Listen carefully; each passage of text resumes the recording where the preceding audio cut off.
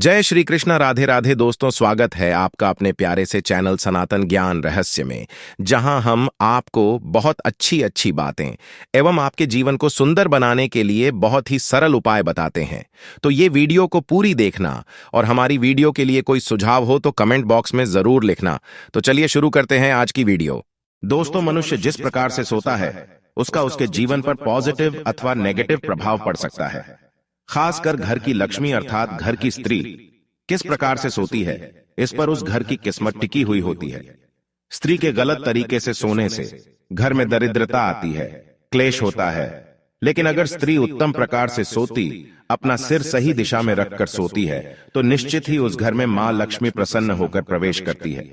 हमारे शास्त्रों में स्त्रियों के सोने के तरीके को विशेष महत्व दिया है। अगर स्त्री इस प्रकार से सोती है तो उसे सुख समृद्धि की प्राप्ति होती है। दोस्तों, हमारे एंशिएंट सेजेस एंड ऋषि मुनि अत्यंत ज्ञानी और विद्वान थे। संसार के कल्याण हेतु उन्होंने ब्रह्मचर्य व्रत का पालन करते हुए जप तप आदि प्रकार के महान कार्य किए हैं।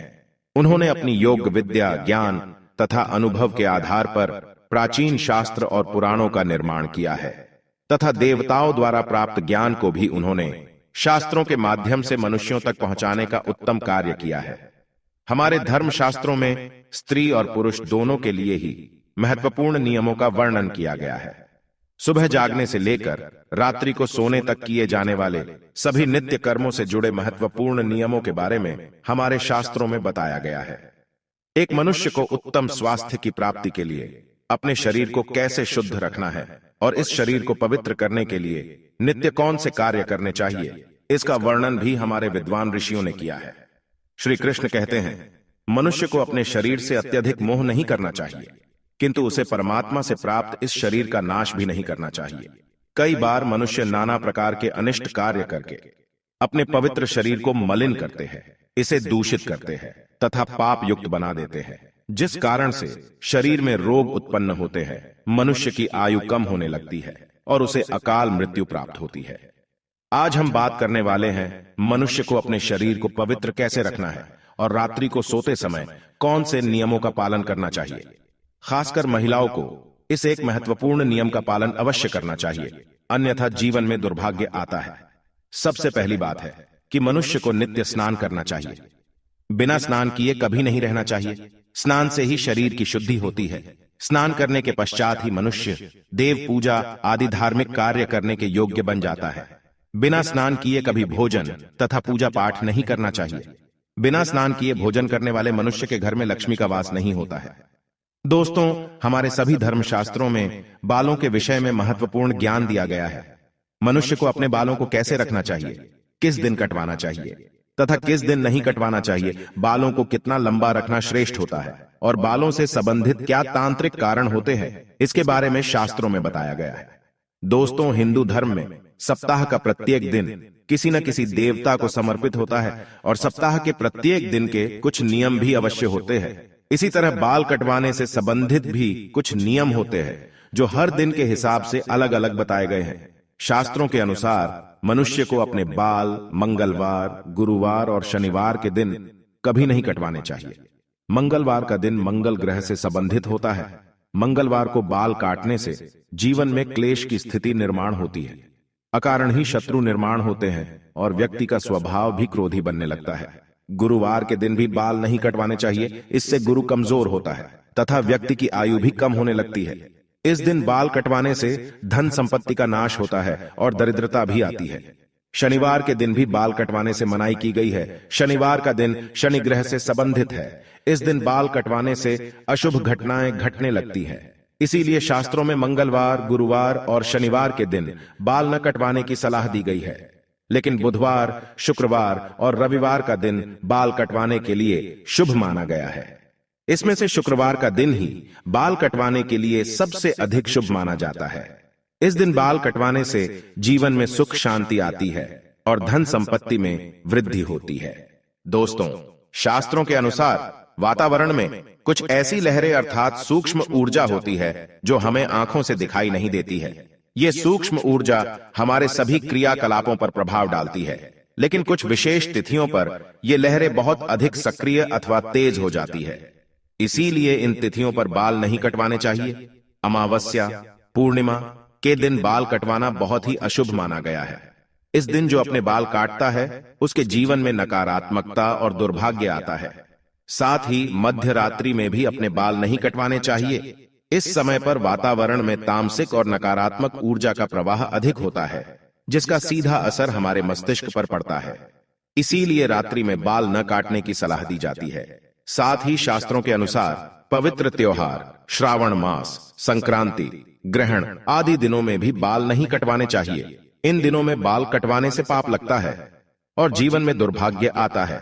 जन्म दिवस पर बाल कटवाना भी अशुभ माना गया है। आइए अब जानते हैं महिलाओं के लिए बालों से संबंधित कौन से महत्वपूर्ण नियम बताए गए हैं।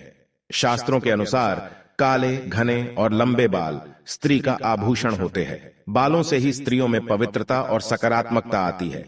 प्राचीन काल से ही स्त्रियों के लंबे बालों को उनके सौंदर्य का प्रतीक माना जाता है। लेकिन लंबे बालों से जुड़ी महत्वपूर्ण बात आप सभी को ध्यान में रखनी चाहिए। शास्त्र कहते हैं कि स्त्रियों के बाल कमर के नीचे तक नहीं होने चाहिए, और यदि हो तो उन्हें इस तरह से बांधकर रखना चाहिए कि वे जमीन को स्पर्श ना करें। स्त्रियों के बाल बहुत ही संवेदनशील होते हैं।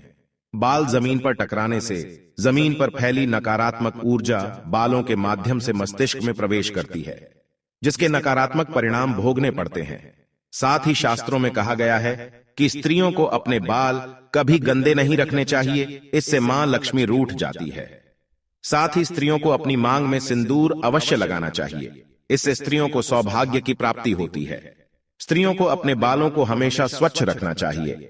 इसके पीछे धार्मिक कारण यह है कि बाल स्वच्छ रहने पर सिर में खुजली नहीं होती है, और सिर में हमेशा खुजली करते रहना शास्त्रों में अशुभ फलदायी माना जाता है। गरुड़ पुराण में कहा गया है, जो स्त्री अपने बालों को खुजलाते हुए पूजा पाठ करती है उसकी पूजा विफल हो जाती है। स्त्रियों को दोनों हाथों से जोर जोर से अपने बाल खुजलाते हुए गुरुजनों तथा बड़े बुजुर्गों से बातें नहीं करनी चाहिए। बालों को सुलझाते समय जो बालों का गुच्छा निकलता है उसे अच्छे से फेंके।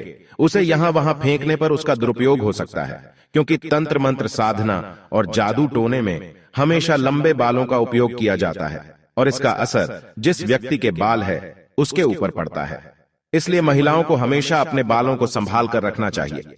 शास्त्रों के अनुसार मासिक धर्म के 3 दिनों तक स्त्रियों को अपने बाल नहीं धोने चाहिए, साथ ही अपने बाल भी नहीं कटवाने चाहिए। वैज्ञानिक दृष्टिकोण से देखा जाए तो मासिक धर्म के समय हमारा शरीर बहुत कमजोर होता है, और इस समय कोई भी ऐसा काम नहीं करना चाहिए जिसमें अधिक ऊर्जा की आवश्यकता होती है। कभी भी सूर्यास्त के बाद या सूर्यास्त के समय बाल नहीं धोने चाहिए, ऐसा करना अशुभ माना जाता है। आइए अब जानते हैं स्त्री और पुरुष को कैसे सोना चाहिए। शास्त्रों के अनुसार सोते समय अपना सिर हमेशा पूर्व अथवा दक्षिण दिशा में करके ही सोना चाहिए। उत्तर अथवा पश्चिम दिशा में सिर रखकर सोना अशुभ माना गया है। दक्षिण मृत्यु की दिशा मानी गई है। इस दिशा में अपने पैर कभी नहीं रखने चाहिए, इससे मृत्यु देवता यमराज का अपमान होता है। इसके पीछे वैज्ञानिक कारण यह है कि पृथ्वी की चुंबकीय ऊर्जा सतत प्रवाहित रहती है। यह चुंबकीय ऊर्जा उत्तर से दक्षिण की ओर बहती है, इसीलिए अगर आप उत्तर में पैर करके सोएंगे तो यह ऊर्जा पैरों से होकर मस्तिष्क तक जाती है, जिससे रक्त का प्रवाह ठीक से होता है। साथ ही शास्त्रों में कहा गया है कि उत्तर की ओर सिर करके सोने वाले व्यक्ति के पास धन कभी नहीं आता है, उसका संपूर्ण परिश्रम व्यर्थ हो जाता है। लेकिन दक्षिण की ओर सिर करके सोने से धन संपत्ति में वृद्धि होती है। स्त्रियों को रात को सोते समय अपने बाल खुले नहीं रखने चाहिए। बालों को हमेशा ही बांधकर सोना चाहिए। बाल बांधकर सोने से ऊर्जा का संतुलन बना रहता है। बाल खुले रखकर सोने वाली स्त्री के घर में लक्ष्मी का वास नहीं होता है और हमेशा धन से जुड़ी समस्या बनी रहती है। तो दोस्तों, इस प्रकार से हमारे शास्त्रों में स्त्री और पुरुष को सोते समय पालन किए जाने वाले महत्वपूर्ण नियमों के बारे में बताया गया है। उम्मीद है आपको यह जानकारी अच्छी लगी होगी। वीडियो को लाइक जरूर करें और कमेंट में जय श्री कृष्ण तथा जय मां लक्ष्मी जरूर लिखें। साथ ही चैनल को सब्सक्राइब करना ना भूलें। आप सभी का धन्यवाद।